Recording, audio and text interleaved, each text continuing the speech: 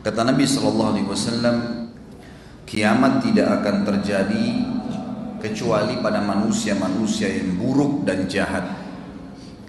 Di dalam hadis Bukhari yang lain dikatakan, setelah Isa alaihissalam meninggal dunia, manusia mulai kembali lagi berbuat kerusakan sampai akhirnya terbit matahari dari wilayah barat.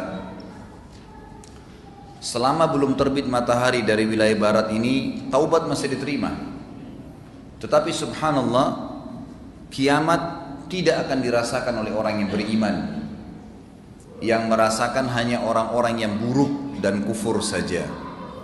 Makanya kata Nabi SAW, sebelum terbit matahari dari barat itu, terakhir sekali, Allah subhanahu wa ta'ala akan meniupkan angin. Yang angin ini akan mengelilingi seluruh muka bumi ini, dan tidak ada jiwa yang beriman terkena angin ini kecuali akan meninggal dunia, wafat semua, seluruh dunia, nggak ada lagi orang beriman yang hidup nanti. Pada saat itu kata Nabi SAW, Allah jadikan kiamat yang besar, dan yang menyaksikan kiamat tersebut adalah orang-orang yang kufur saja. Orang beriman tidak akan melihat itu. Inilah makna daripada sabda Nabi SAW, tidak akan pernah terjadi kiamat kecuali pada orang-orang yang buruk. Pada waktu itu sebagian ulama mempertemukan antara dalil-dalil. Mereka mengatakan bahwasanya pada saat orang-orang beriman itu sudah meninggal semua, akhirnya wilayah Ka'bah pun sudah nggak ada yang kunjungin, mati semua orang beriman. Yang lula lalang di muka bumi ini cuma orang kafir saja, yang kufur kepada Allah SWT. Sampai datang satu orang yang mendapat julukan Dzu Suwakatain, seseorang yang memiliki betis yang sangat kecil dari Ethiopia, dari Afrika, orang kafir. Lalu dia datang dan dia merobohkan Ka'bah, Kata Nabi SAW, demi zat yang ubun-ubunku dalam genggamannya, aku sekarang seperti sedang diperlihatkan oleh Allah bagaimana Dzu Suwakatain ini, orang yang berkulit hitam dari Afrika yang badannya kurus dan betisnya saking kecilnya sampai diberikan julukan Dzu Suwakatain, mencabut batu-batu Ka'bah satu persatu sampai habis. Sebagian ulama mempertemukan juga perilaku Dzu Suwakatain ini, kenapa dia hancurkan Ka'bah? Karena waktu itu tersebar berita kalau di bawah Ka'bah itu ada harta tersimpan. Maka dia pun berusaha untuk membongkar, dan tidak ada yang menahan dia pada saat itu, karena memang tidak ada orang yang beriman lagi, sudah habis. Kalau ada orang beriman tidak mungkin dibiarkan, gitu kan. Ini terakhir sekali, kejadian-kejadian ini terakhir sebelum terbitnya matahari dari barat. Karena kata Nabi SAW, kalau sudah terbit matahari dari barat, memang sudah tidak lagi orang beriman, tidak akan diterima taubat seseorang. Memang sudah tidak ada lagi orang bisa bertobat. Orang kafirin juga tidak tahu kalau mau bertobat seperti apa. Seperti itu kejadiannya. Dikatakan dalam ayat Al-Quran, disebutkan dalam surah Az-Zumar ayat 68 sampai 70. Dan pada saat itu, pada saat dipertemukan dengan hadis Nabi tadi SAW, tinggal orang-orang kafir saja, ditiupkanlah sangkakala, maka matilah semua yang di langit dan di bumi kecuali siapa yang dikehendaki oleh Allah. Yang tidak mati adalah para malaikat-malaikat yang Allah pilih, seperti 8 pemikul singgasananya Allah, Jibril, Mikail dan Israfil. Peniup sangkakala sendiri tidak mati pada saat itu, karena dia punya tugas meniup sangkakala yang kedua. Sementara fungsi sangkakala pertama adalah menghancurkan semua yang Allah inginkan. Nanti sangkakala yang kedua itu pembangkitan, ya, pembangkitan dan ya, pengeluaran seluruh makhluk yang ada di bumi, maksudnya yang sudah dalam kubur. Begitu pula dengan bidadari dan pelayan-pelayan dari bidadara surga, hurun 'ain dan wildanun mukhalladun. Mereka itu juga tidak kena pengaruh dari sangkakala ini. Kemudian ditiuplah sangkakala itu sekali lagi, yang kedua. Maka tiba-tiba mereka berdiri menunggu putusan mereka masing-masing.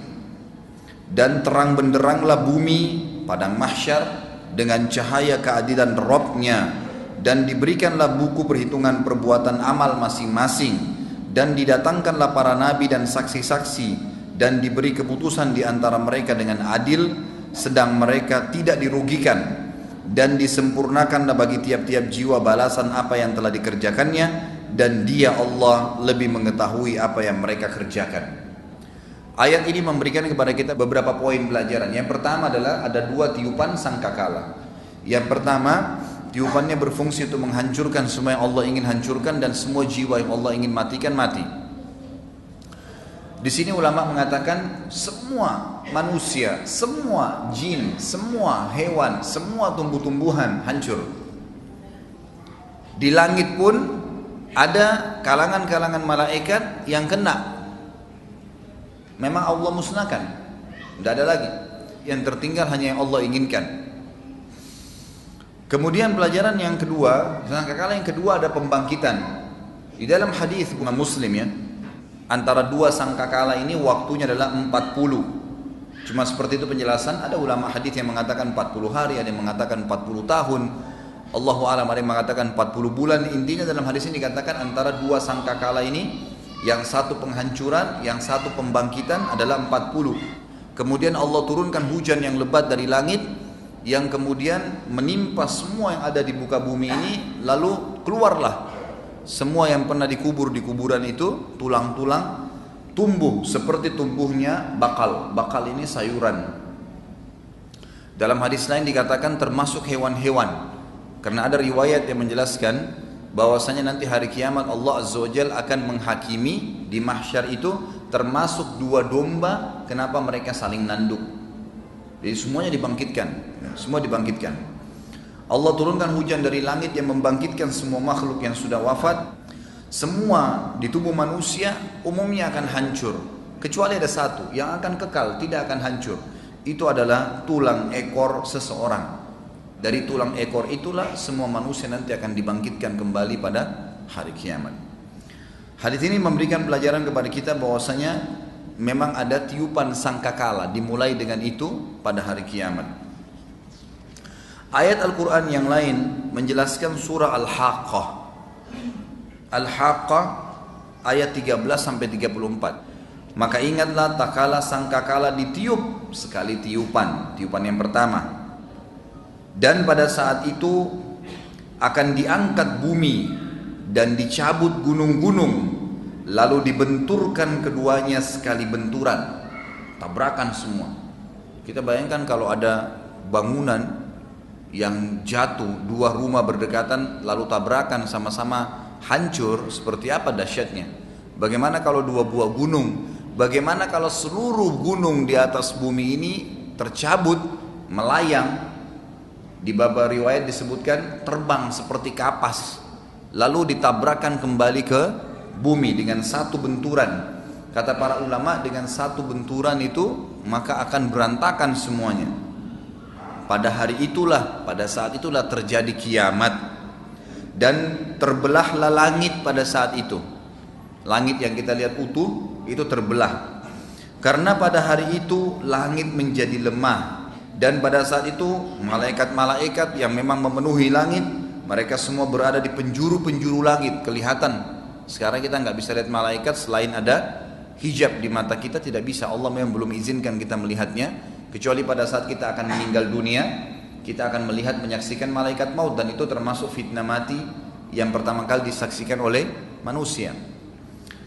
Pada saat itu terbuka langit dan semua malaikat terlihat di langit. Dan juga dikatakan pada hari itu 8 pemikul arsy Rabbmu yang meletakkan di atas kepala mereka juga hadir.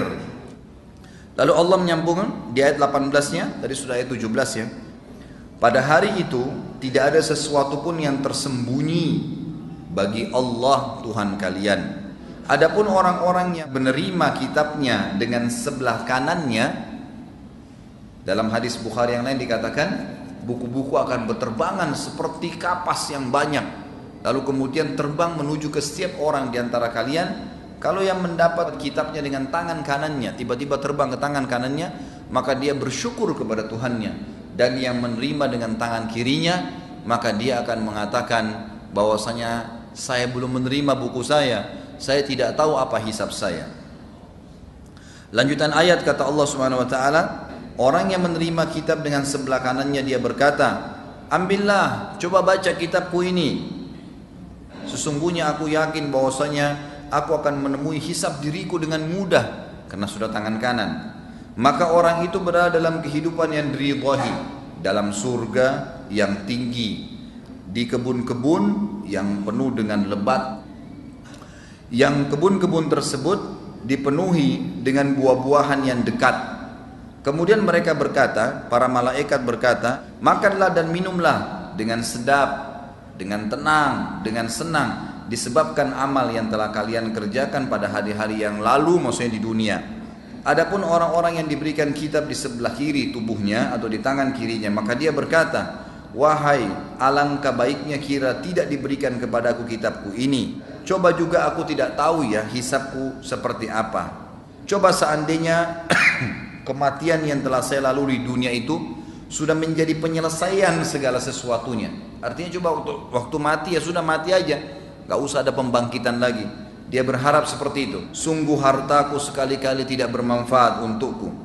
Bapak ibu sekalian, rekening kita yang penuh dengan nol yang banyak, mobil kita yang mewah bertumpuk, apartemen kita yang banyak, perhiasan yang banyak ditimpun, semuanya kalau anda tidak persiapkan untuk kebutuhan akhirat, tidak disedekahkan, tidak dibagi kepada orang lain, maka pastikan kalimat ini bisa terucapkan dari seseorang di antara kita pada hari kiamat, naudzubillah. Nggak ada manfaat hartaku, ngapain dulu saya nggak sedekahin, ngapain saya simpan di rekening, ngapain masjid lagi dibangun saya tidak nyumbang, saya tidak terbitkan, tidak cetak Quran, tidak ikut ini dan tidak ikut itu. Telah hilang semua kekuasaan dariku. Ini Allah sudah bongkar. Pada hari kiamat seperti itu pembangkitan orang-orang yang menerima kitabnya dengan tangan kiri. Ini terjadi pada dua golongan. Orang muslim yang banyak dosanya tidak sempat taubat, harus masuk neraka dulu. Dan juga orang kafir dan munafik yang pasti sudah kekal dalam api neraka. Lalu Allah berfirman kepada para malaikatnya, peganglah dia dan belenggu dia, tangannya ke lehernya, kemudian masukkan dan lemparkan dia, campakkan ke dalam api neraka yang menyala-nyala. Kemudian belitlah dia dengan rantai yang panjangnya 70 hasta. Sesungguhnya sebab itu adalah dulu dia tidak beriman kepada Allah Zat yang Maha Besar, dan juga tidak pernah mendorong atau memberikan makan orang-orang miskin. Orang-orang miskin.